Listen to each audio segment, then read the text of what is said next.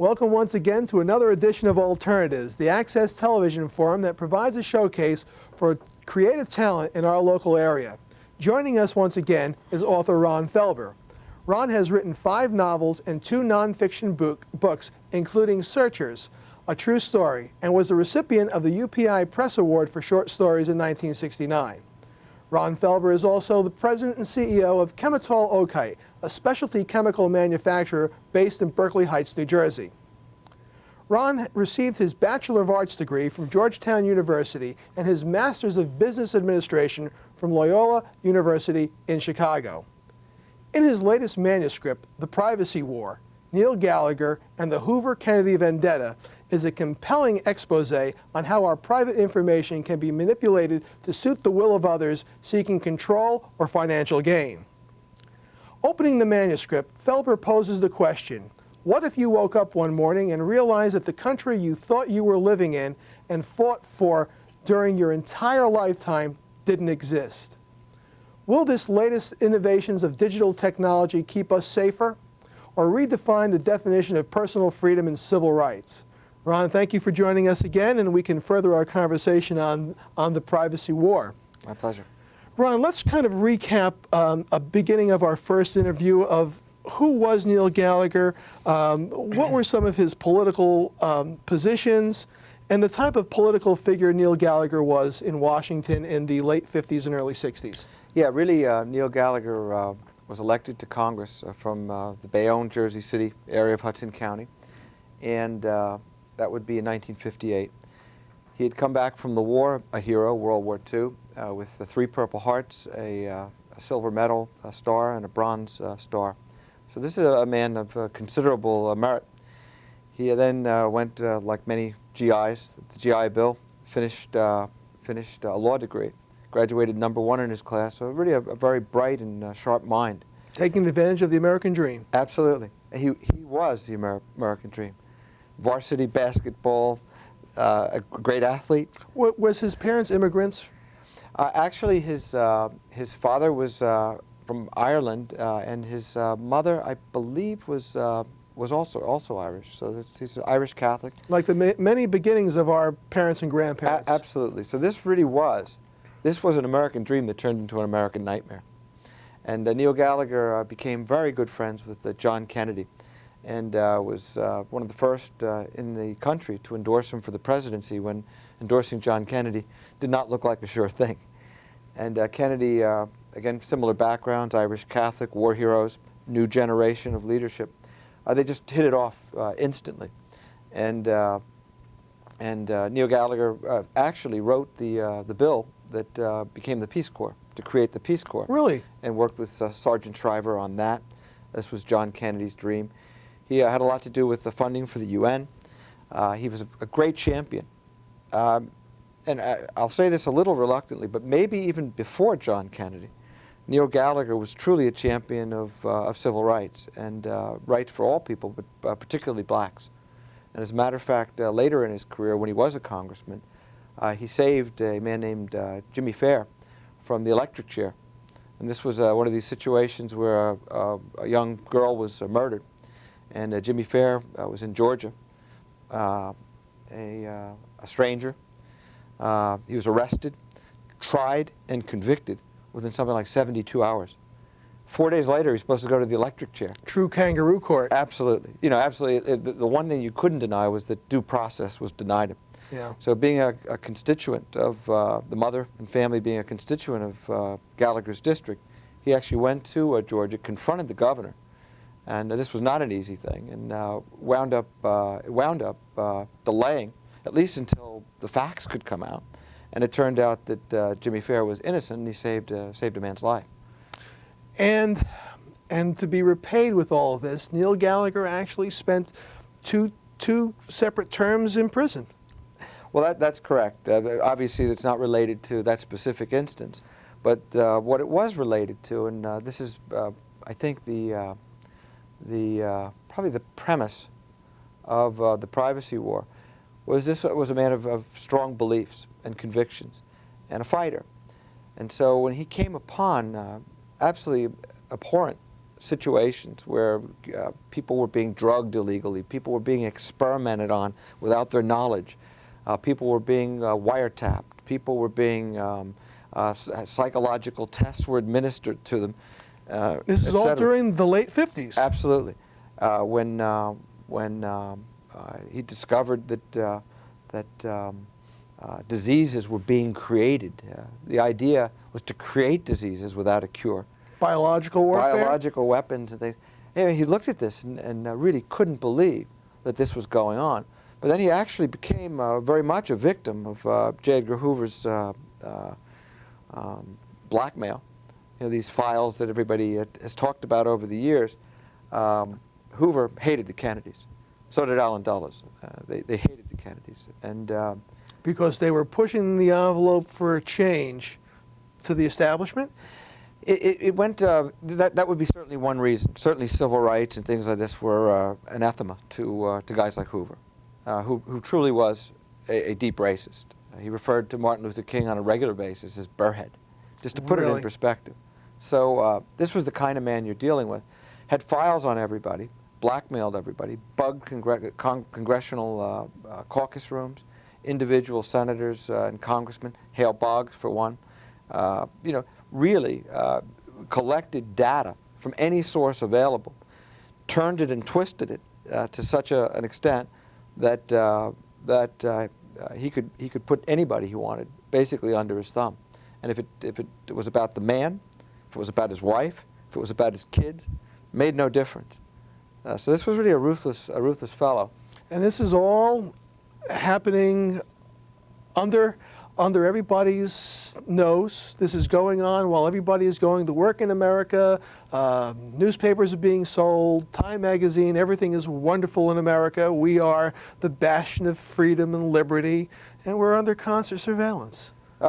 Surveillance and probably worse. The idea was, again, to create a dossier and a massive computer bank on every living American citizen. And really that maybe sounds like a way to catch criminals or a way to catch illegal immigrants or something. But in the end, these are regular people, everyday citizens, that really, if they have a sexual proclivity, if they have a wife that drinks too much or a kid that takes drugs, this is all in there. Just to keep you under control, keep you in check. As a matter of fact, to take this a step further, ultimately what Hoover did was to use Roy Cohn, who was a friend of Neil Gallagher's. Now, Roy Cohn, of course, was from the McCarthy hearings, right, and was McCarthy's assistant.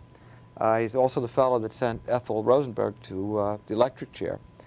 And as it turned out, was an incredible homophobe, or at least put that posture out when he himself really was gay.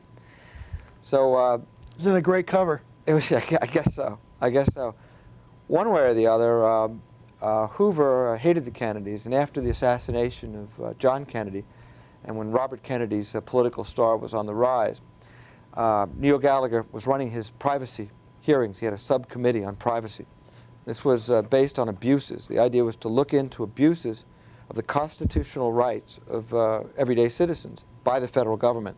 The CIA experimenting on citizens, giving them LSD unbeknownst to them. They were giving them to their own agents. Well, yeah, there's the famous story of the CIA agent who jumped out of a New York hotel window. That's right.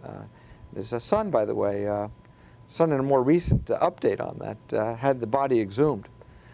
There's some real question as to whether he jumped.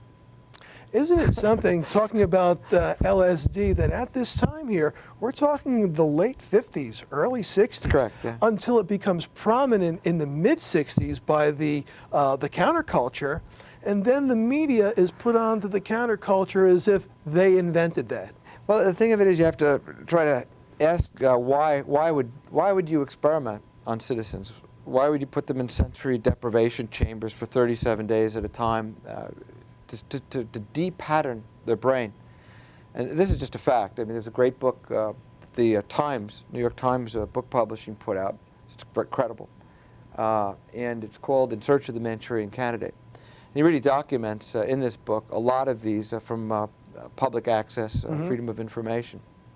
But it is a fact that many, many citizens were experimented on. And the idea was to de-pattern the brain to create a Manchurian candidate. And if people aren't familiar with the old Lawrence Harvey movie, the idea was to have people triggered so that their mind would be controlled and they could become assassins. This was a very real idea. There are people who are saying that is exactly what happened to Sirhan Sirhan. He had no recollection of ever pulling the trigger, and I believe it was the Ambassador Hotel in Los Angeles when he killed Bobby Kennedy. Well, there's some interesting transcripts. Actually, it's not just Sirhan Sirhan. There's really a whole history of this. Oh, absolutely. Starting as far as I know, with Lee Harvey Oswald, Ray, the assassin of Martin Luther King, and of course Sirhan Sirhan and Jack Ruby as well. But they're all very similar situations where people have no recollection of what happened. As a matter of fact, when Sirhan Sirhan was hypnotized, the hypnotist, who was his defense attorney, had a hypnotist to do some retrogressive hypnosis. He said, this man can't be hypnotized. And the answer was, this is a matter of public record. Why? He's programmed. Yeah. Doesn't really hit the front page. No. When we talk about some of these ongoing surveillance systems that are in place today, let's bring it up to date right now, Ron. After the 9/11 attack, do you feel that the American public is willing to accept more of these abuses of privacy as gratuities of liberty? Yeah, I think basically, I heard a good line the other day, and I think it kind of applies. I love this line by Winston Churchill: before you take a step forward, governments need to take a long look back. And then actually, I think it was one of the Israeli, Netanyahu, was interviewed, and he said the problem with the people I'm dealing with is his sense of history goes back to breakfast. In a lot of cases, that's true of the American mentality. But all you have to do is go back to the first of all to the 40s with Nazi Germany or Russia, or the Taliban now, or our own country in the mid-1960s, or even early 1960s through the 1970s, when Neil Gallagher's privacy committee investigated these abuses and just found astounding things that were going on under the noses of everybody, as you say. But the mentality at the time, in terms of government, was don't say anything. This is authority. Authority is unquestioned. If this person is J. Edgar Hoover, if this person is Allen Dulles, they know what's best. Leave it at that. They wouldn't be in the position that they're in if they couldn't be trusted or if they were doing something wrong. Absolutely, huge leaps of faith. Of course. One of my favorite essayists and novelists is Gore Vidal, and he quotes as being the United States of amnesia, going back to not remembering what you had for breakfast. But do you think we've come to the point where we have lost our ability to ask the questions why? Why things, we don't question anything of what the government does anymore. Whatever seems to work in the guise of national security or our own sense of security, that we're basically willing to give away the farm. Yeah, well, these are really difficult times in that sense. And by the way, they were difficult times in the 60s with the Cold War. You've got to remember, you're dealing with an implacable enemy at the time, right, which would be the Soviet Union. And so there was the same kind of unquestioning as there is right today after September 11th with the Al-Qaeda and all of its splinter groups and bin Laden and such. So just as the Cold War was used to mask a huge avarice for power, I'm not saying that's the case today, but it could easily be the case today. And when you do hear John Ashcroft talk, I mean, what are this man? What's in the heart of this man? These are questions you really can't answer. But what you can say is when you have warrantless searches, when you have people rounded up based on a profile, when nobody even knows their names, when they're kept indefinitely, these are certainly not signs that things are headed in the right direction. Yeah. Now, that's not to say that there's not a real threat. There is. But you have to have a careful measure about what's necessary for true protection and security and what is gratuitous. With the billions of dollars that we give up out of our paychecks every year for what we think is going to be for keeping our borders safe or keeping our communities safe. What fell through the cracks on 9/11? Echelon and Carnivore? Nobody knew that this attack was imminent? Well, Pearl Harbor isn't so unlike this also. I mean, there was all kinds of warning signs about Pearl Harbor. As a matter of fact, I read recently that there was a message that was sent to Pearl Harbor that arrived a day late that was basically saying there will be an attack at one of these bases. And they didn't know for sure that it was Pearl Harbor, but they had intelligence on that. They had cracked the Japanese code months before. Similarly with the Al-Qaeda and this September 11th situation, we had huge signals. This was not the first we've heard of bin Laden. 15 years ago, he was blowing up Twin Towers in Egypt, and of course the USS Cole, the 1993 World Trade Center, even Somalia, Black Hawk Down, the movie, the book. This was Al-Qaeda, and we knew it. Al-Qaeda sent 5,000 troops to meet our little group of so-called peacekeepers. So nefarious man, an evil man. And what went wrong? We didn't put the dots together. We didn't connect them. Okay, when we talk about Neil Gallagher, Neil raises the assertion that we're all free in the good old USA until you're serious enough to have even the possibility to change something. Do you think that he saw after the assassinations that he had put two and two together, and now all of a sudden he had lived his usefulness and the government had to discredit him? I think so. Really, Al, the crux of Neil Gallagher's issue, I think, I mean, it's a little more complicated than I can say in a few sentences, but Hoover wanted him to use his subcommittee on privacy to go after Robert Kennedy. Robert Kennedy was on the verge of getting the nomination for the Democratic Party. And again, Hoover's hatred of the Kennedys was something of operatic proportions. And basically what he did was have a fellow named Zagre, a union leader, deliver files. And the files showed of illegal wiretaps that Bobby Kennedy, as Attorney General, had used against Jimmy Hoffa, the union leader.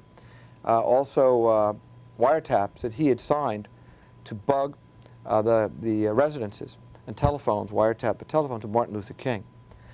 So Hoover felt that if he could shatter Robert Kennedy's political constituency, which was liberal, minority, and show that this guy really was an abuser of civil liberties himself, that he could destroy Robert Kennedy's reputation and maybe get a hearing against him, bring him on charges for doing illegal acts and abusing the rights of citizens. Now, this would have been an incredible bombshell. Hoover said, or actually Roy Cohn, the go-between, said, along with Zagre, it's just as simple. There's two kinds of people in J. Edgar Hoover's world: his friends and his enemies. And this is one of those crossroads in your career. If you don't do this, you will be his enemy, and he will destroy you in any way possible. If you do it, you'll be Vice President of the United States or have a good shot at it. Doesn't make any difference on how hard you work for then. It kind of takes away the American dream in some aspects. But he was also tied into some nefarious figures out of the Bayonne area, from Joe Zigarelli? Yeah, Joe Zigarelli. Was there a true consortium between the congressman and the mob, or was that all trumped up? Life magazine did, I think it was 3 or 4 exposés on Neil Gallagher. But you have to remember, this was a guy, after he would not cooperate in sabotaging Robert Kennedy's career, when he would not use the committee for that, Hoover went after him. Now, this was a fellow that was investigating the CIA, was investigating the FBI, banning polygraph tests, banning psychological testing, destroying his vision of a computer database with dossiers on every living American citizen, finding out what they called the family jewels at the time. And so his salvation would have been to get on the other side, and he was given that opportunity, but he did not. Hoover went after him, and the way he went after him was to leak wiretapped information, illegally wiretapped information, to Life magazine. At the time, Life magazine was arguably, my opinion and others, a tool for the FBI. And the way they would set people up is to leak information to Life magazine about, let's say, organized crime or homosexuality or some drug problem or whatever it might be, and use that magazine as leverage to say, this is what could be in Life magazine if you don't. There were a string of magazines like that. Yeah.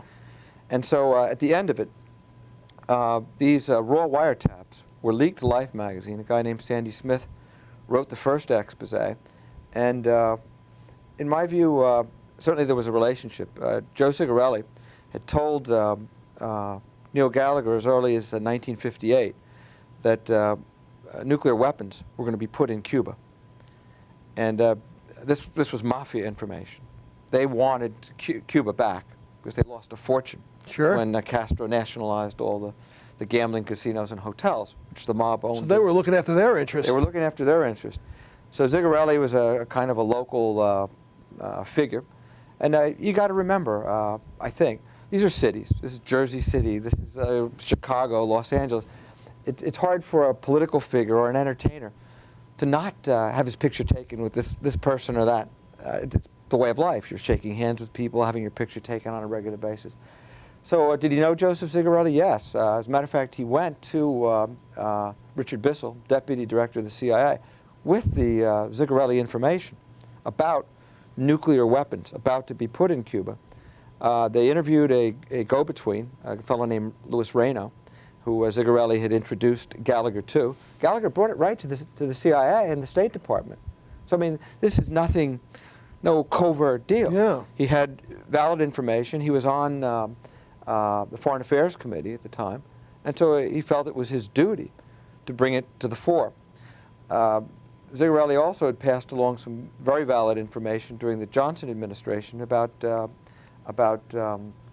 fellow named Balaguer in the Dominican Republic. So there were those contacts, but of course they were completely twisted around, and all of a sudden Neil Gallagher, this Irish Catholic from Bayonne, is a huge mafia chieftain.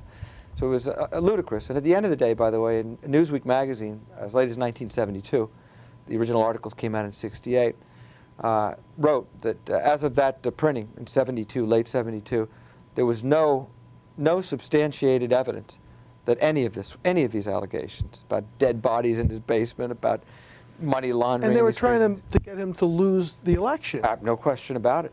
Absolutely. That would have been the easiest way, besides putting him in jail. It would be just to get him out of the limelight of power. Absolutely. Well, they tried to intimidate him. His home was broken into on numerous occasions. He knew his phones were tapped.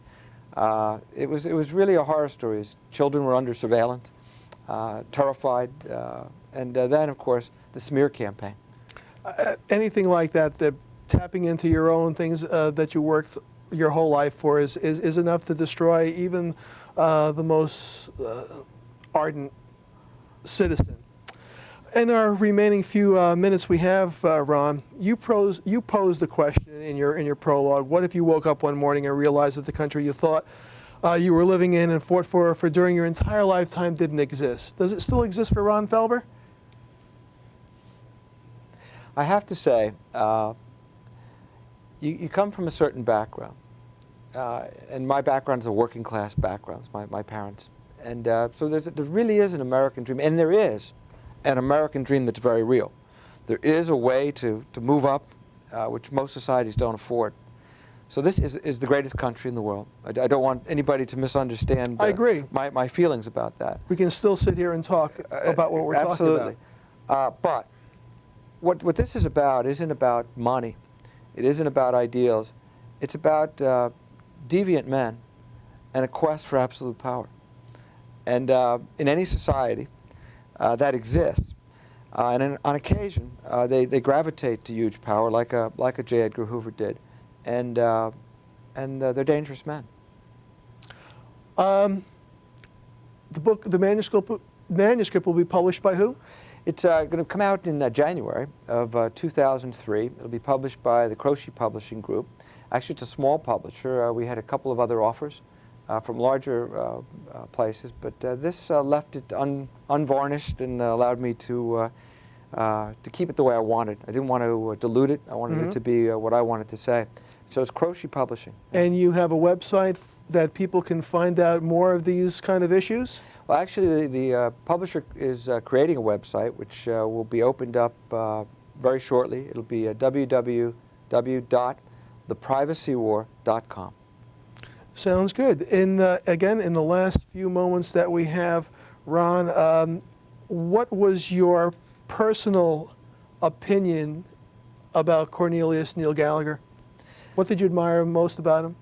This I would say. I think that Cornelius Gallagher is a hero, is an American hero. And I consider probably, arguably, this will be the outside of my children, the major event in my life is to take a person that has been so badly treated and to tell the truth about him. Sounds great. Thank you for your work that you've done, Ron. My pleasure. Thank you. Ron, it looks like we're out of time again, but I'd like to continue our conversation again sometime. So good luck with the privacy war, Neil Gallagher and the Hoover-Kennedy vendetta. I hope people of good conscience will begin to take serious look of what the loss of privacy could ultimately bring if left guarded by only the spin doctors. I'd like to thank Ellen Mulroy and the Fairlawn Access Facility for the use of their studio. My many thanks to the OK TV crew working behind the scenes, and to you watching at home. For Alternatives, I'm Al DiGiacomo.